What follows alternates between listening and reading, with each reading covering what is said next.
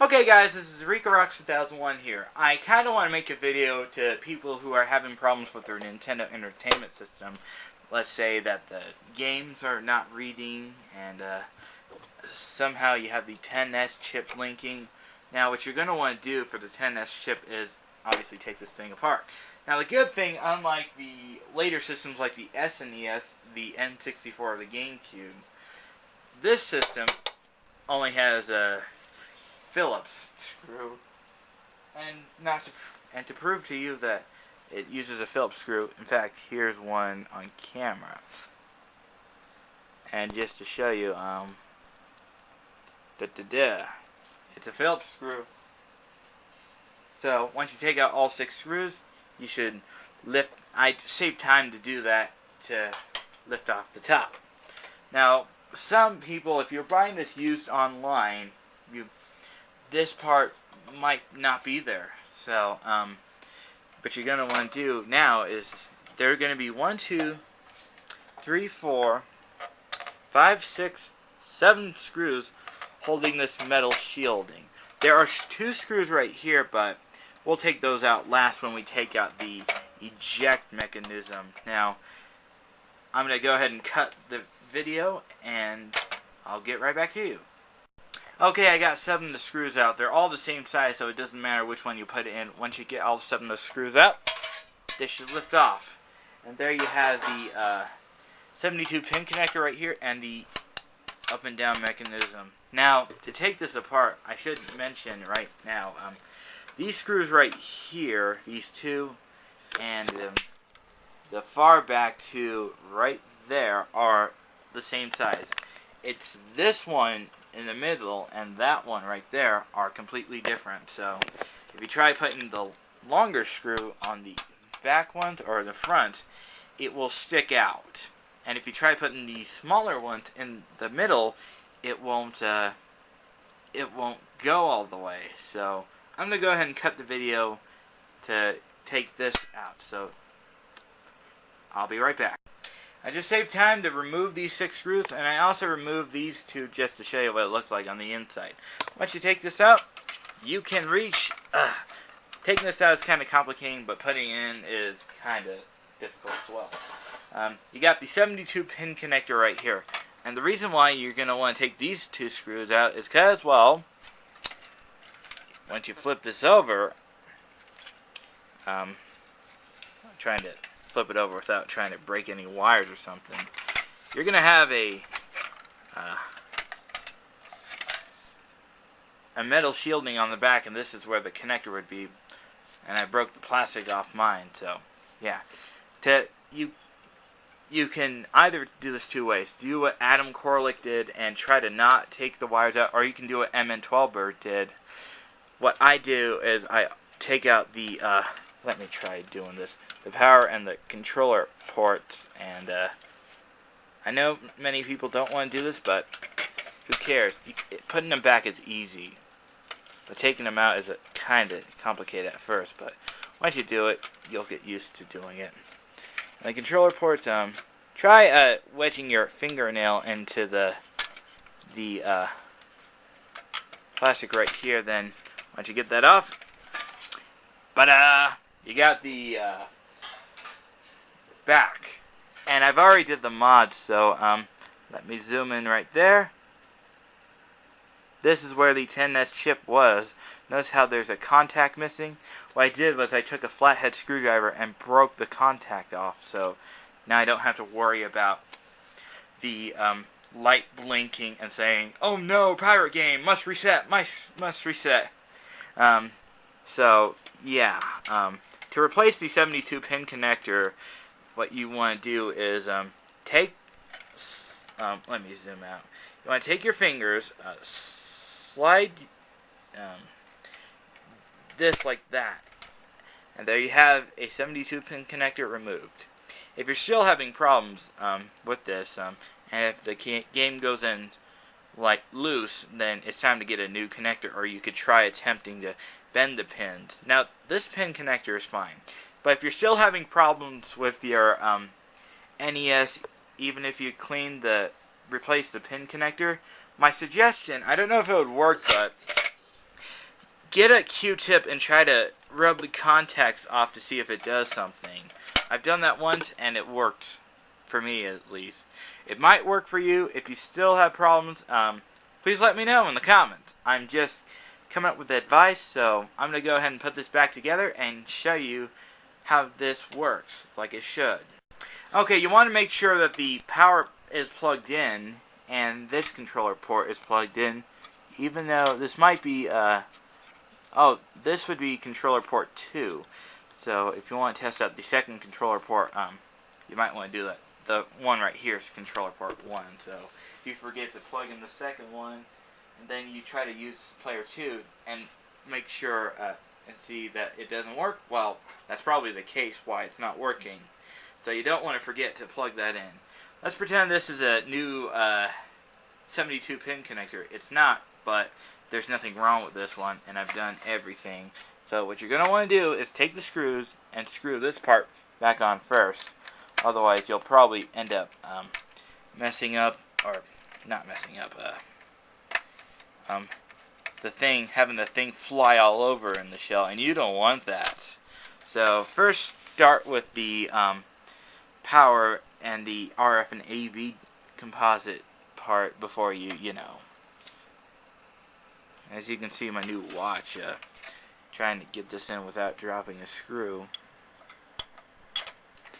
And I'll probably go ahead and cut the video and get to putting back the rest of the thing, so stay where you're at. I put the 2 screws back in, and next what you're going to want to do is put this thing back in. And what you're going to want to do is try to wiggle it in here, which kind of may be complicating, but it will work eventually. Now, you want to put this at an angle where it won't, when you screw it in all the way, it won't it will go down and not come back up. So I'll cut the video and put the 6 screws in. Now, before you reassemble the NES console, what you're going to want to do is obviously put a game in it to see if you did it right, or if you did it wrong. Hopefully you did it right to see if the game actually works. Now, I've actually had to disassemble this again to clean the contacts a bit. So now we're going to test to see if it fully functions. Now, I know the AV part works. I'll probably do that a little later to show you that it fully works. What you're going to want to do is turn the console on, and bam, you got Super Mario Bros. Working. I'm going to test out Super Mario Bros. Because it's a classic game. Now, I'm going to use 2 controllers and obviously show you that controller 1 and 2 work. And there, the D-pad works, jumping works, the dash works. Now I'm going to go ahead and kill myself, well, not literally, but first grab the mushroom, or 1 up. Now let's try controller port 2. Now we got Luigi. Now we're going to do the same routine to see if it works. Run works, jump works. Pause doesn't do anything in this game. Well, with controller 2. Only player 1 can actually pause the game, but hey.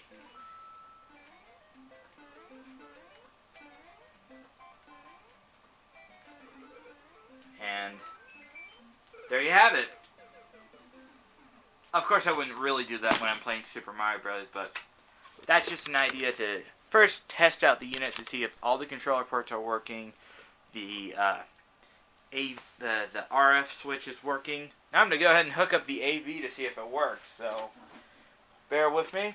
Okay, I plugged in the AV jack and now it works. So first, be sure to check if every slot is working. Now, if you're still having problems, you probably want to give the system a good clean or refurbished. So you might want to mod the thing to have it like some kind of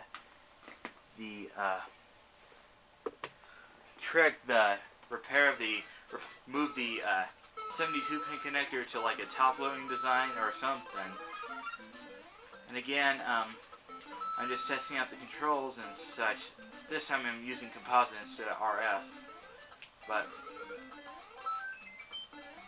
the colors look better on the AV as opposed to the RF, but I just want to fully test this thing before I put it back together. So now that I fully tested it, let's put the metal shield back and the case back on. Got the metal shield back on. Now I can just put the case back on. So once you're finished and very sure that your NES is going to work after cleaning the contacts, replacing the 72 pin connector, etc., etc. Let's say if this part breaks off, that's an easy fix. What you're going to want to do is there are these screws right here. What you're going to need is a very small flathead, and what you're going to want to do is take off the one with this metal tab, the one over here, but you're also going to want to take out these two flathead screws and take this black piece off, and then it should slide off. Then you can place a newer one in there. I kind of like how the European flap looks more than the American, in my opinion, because it says Nintendo Entertainment System NES version. I like how it has extra writing right there. I kind of wish the American models had that, but it's probably a differences between the NES version and the Mattel version. Now, in Europe, they had Mattel had to distribute the NES because Nintendo couldn't distribute it themselves. Who knows why, but there must be a reason for that. Anyway, we can go ahead and place the 6 screws back in and show the thing running in action. So, pause and come right back. And once you have your screws back in together, you can plug in a controller and test out if the game works. So let's pop in some Super Mario Bros. Duck Hunt and World Class Track Meet. I only play Duck Hunt or Super Mario Bros. I don't have the NES Power Pad to play that World Class Track Meet game. And let's see if it works. Oh my! Would you look at that? The thing works like a charm. So after you do these advices to see if the problems are the contacts, need to clean it with the Q-tip. Well, I'm talking about the contacts that the 72 pin connector gets onto. If that's dirty, then I recommend getting a Q-tip to fix that. Thanks to that, it actually saved my NES from being repaired and such. And there was nothing wrong with the RF or AV cable, so what I recommend doing, if your issue is the pin connector, like I said earlier, if the pin connector is too loose, it's time to replace you can either replace the 72 pin connector or try to rebend the pins back into position. I had nothing wrong with my pin connector. It worked fine. So that's pretty much my video. So this is Rico Rocks 2001 saying, I'm going to play some Super Mario Bros. Now, so thanks for watching.